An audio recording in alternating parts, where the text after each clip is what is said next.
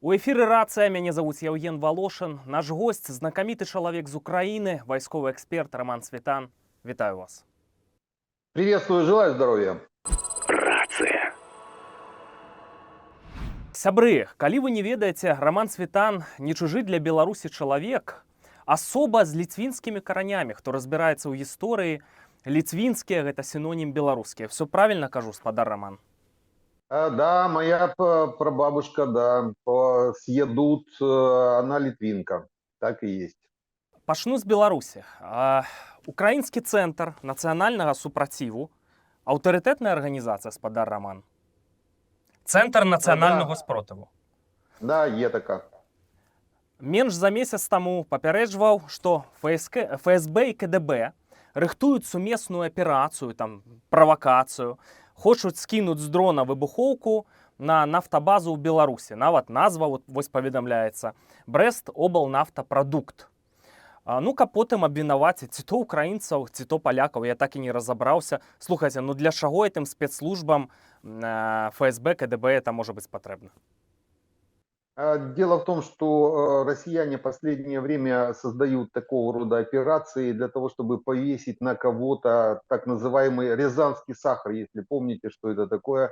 В свое время, больше 20 лет назад, российская ФСБ подорвала несколько домов десятиэтажных, убила сотни россиян в этих домах, а все повесила на чеченцев для того, чтобы начать чеченскую войну очередную. То есть та же самая картина и здесь.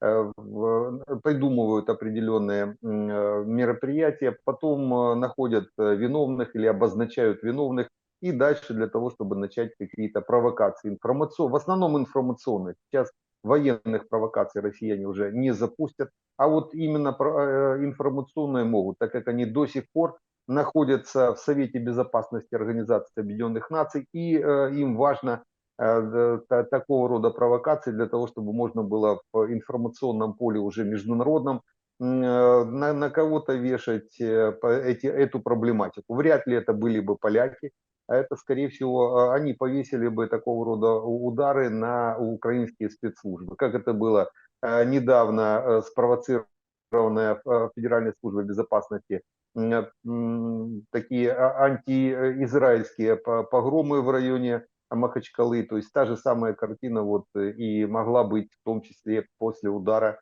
спровоцированного такого случая удара по нефтебазе.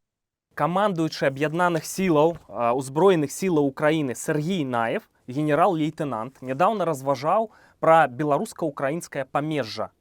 Ну, наконт таго, што, значыцца, вось у гэтай памежнай зоне з беларускага боку увесь час праводзяць вучэнні лукашэнкаўскія вайскоўцы. Ну і вучэнні гэтыя праводзяцца для таго, каб легітымізаваць знаходжанне там вайскоўцаў. Слухайце, ну навошта это патрэбна Лукашэнку там вучэнні это ўвесь час праводзіць? Нападаць жа не збіраецца, яму это відавочна невыгадна. Ну, Сергея Наева знаю с 2014 года, мы с ним, я был советником губернатора в Донецкой и Днепропетровской областей, Сергей Наев вместе с ним занимались созданием системы укреплений на Донбассе, они до сих пор стоят, Авдеевка, Марьинка, Угледар, это как раз та система, которая Торецк, она до сих пор удерживает российские войска, потому Сергея Наева давно знаю, уже больше 10 лет, и он генерал, который разбирается хорошо, особенно в укрепрайонах. Тот укрепрайон, который он создал на украино-белорусской границе и сейчас создает на украино-российской границе на северо-востоке Украины. Он серьезная система укреплений, которая не позволит тому количеству сил, средств, которые есть сейчас у российско-белорусских войсках с этой стороны, выполнить даже какого-то рода провокации. Потому с точки даже зрения провокационной никаких действий однозначно не будет. Слишком хорошо укрепленный район. Я так думаю, что Лукашенко пытается как-то показать Путину, что он хоть что-то делает. Ну, так как где-то топчется, называется так. То есть там потоптался, там потоптался. Ему такую задачу, скорее всего, Путин и поставил. Проводить какие-то мероприятия военные для того, чтобы украинские войска удерживали дополнительные силы на Украино-белорусской границы. Но они и так будут удерживаться, потому то никакого КПД от этого топтания абсолютно никакого нет, но тем не менее Путин он отказать не может, потому топчется. Вы расказалі пра Сергея Наева, пра вось гэтыя ўмацаванні на мяжы. Я спадзяюся, што пасля вайны там увогуле можна будзе праехаць і гэтае ўмацаванне не зашкодзіць стварэнню балта-чарнаморскай инициативы.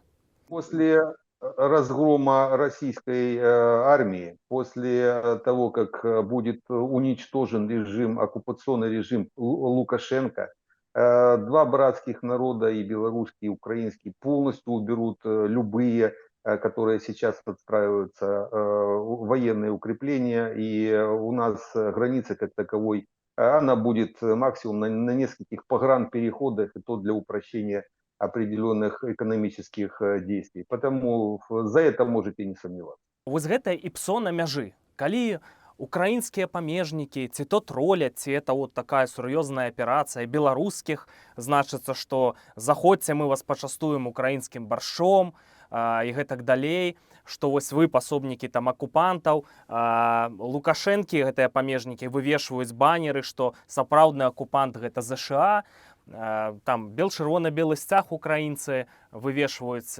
лукашэнкаўцы крыўдзяцца. Ну, некаторыя людзі глядзяць на гэта, ну, некаторыя ўспрымаюць як іпсо, другія ўспрымаюць, што вось неяк па-дзіцячаму это выглядае. Вот что там за мэта? Троллят, какие-то темы берут и троллят. По-разному, как это происходит. Но она с белорусскими, допустим, оккупационными властями, если они себя позиционируют с Лукашенко, обращаются как с врагами. Ну а как по-другому? Ну, можно потроллить. Стрелять, конечно, не будут, пока не стреляют. А потроллить, наверное, могут, насколько я это понимаю. Опять же, смотря кого и как.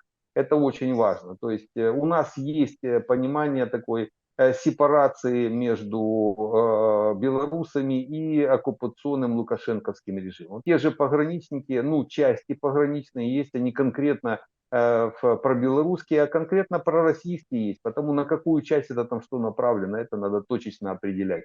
Слухайте, ну вы сказали про тое, што ёсць і там вось на баку Лукашэнкі, на тым баку барыкад, часці прабеларускія, да, якія вось да Лукашэнкі. Адкуль вы это ведаеце? Это просто вот такая гіпотэза ці нейкую маеце інфармацыю? Нет, дело в том, что ну, я ж учился, еще летать учился в Советском Союзе с 81 по 85 год.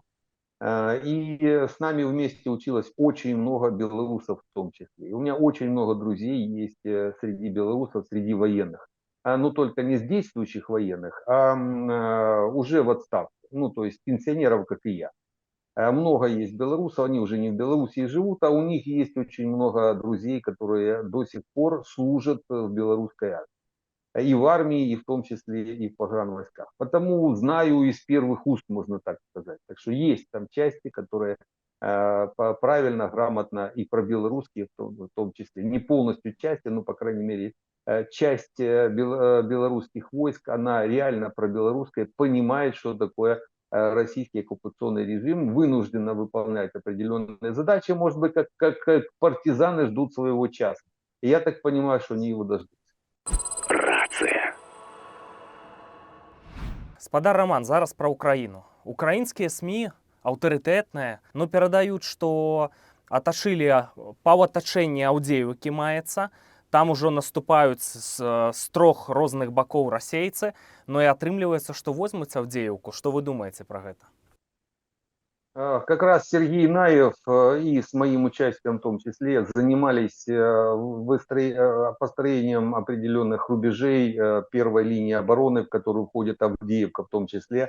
Те рубежи обороны, которые мы отстраивали в свое время, второй рубеж обороны, который идет за Авдеевкой, километров 20-30 западнее от Авдеевки, там есть несколько таких гарнизонов, которые отстроили, которые удерживают в том числе и Авдеевку, и Очеретинский гарнизон с северо-запада Авдеевки, и с юго-запада Карловский гарнизон. Они с помощью артиллерии удерживают это большие клещи, которые сейчас действительно россияне пытаются сомкнуть, но они уже наступают на Авдеевку 10-й год. 10-й год Авдеевский гарнизон удерживает свои рубежи, и сейчас удержим больших проблем там абсолютно никаких нет.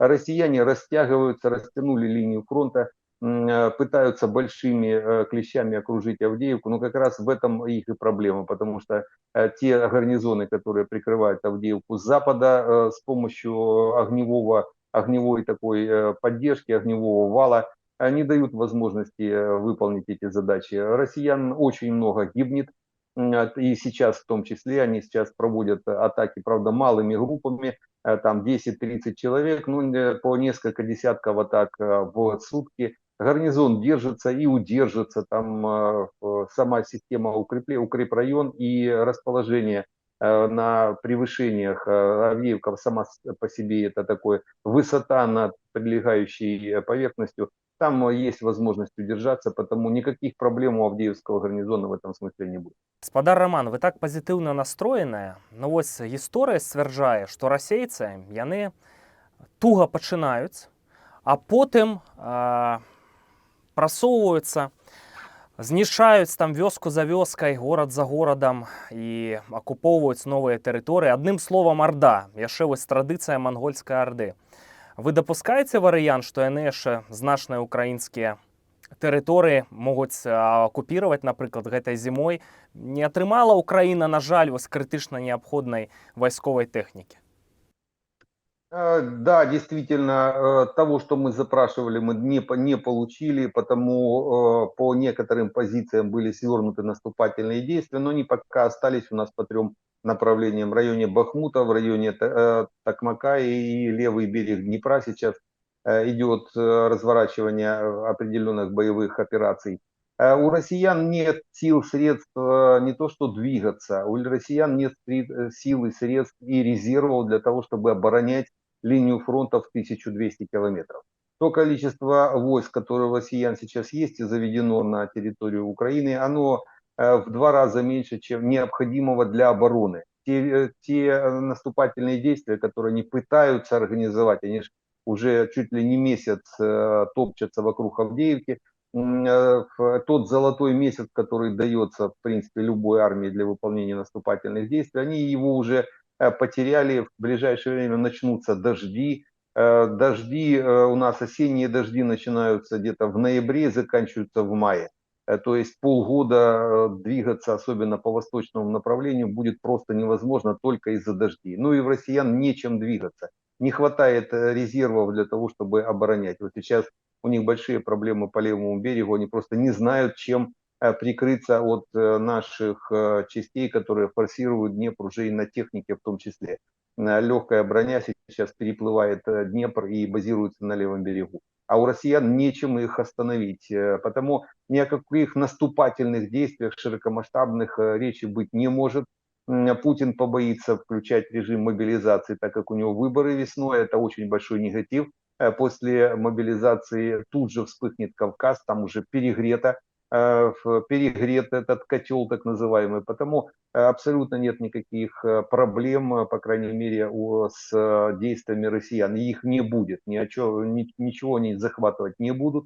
Они сейчас откажутся, наоборот, откажутся от некоторых позиций, откажутся от наступления в районе того же Луганского направления, уже оттуда перебрасываются войска под Авдеевку. Будут пытаться Авдеевку как-то выдавить, наш гарнизон, его окружить у них не получается, будут пытаться выдавить, разрушить Авдеевку, они уже ее разрушили практически с помощью артиллерии и авиации, авиабомбами, но тем не менее гарнизон удерживается, потому что там промзона, она пролита за 10 лет, укреплена, и по большому счету идет уже удержание самого рубежа как такового. Потому кроме Авдеевки у россиян практически нет никаких точек приложения силы, а Авдеевку они не возьмут, механизма нет.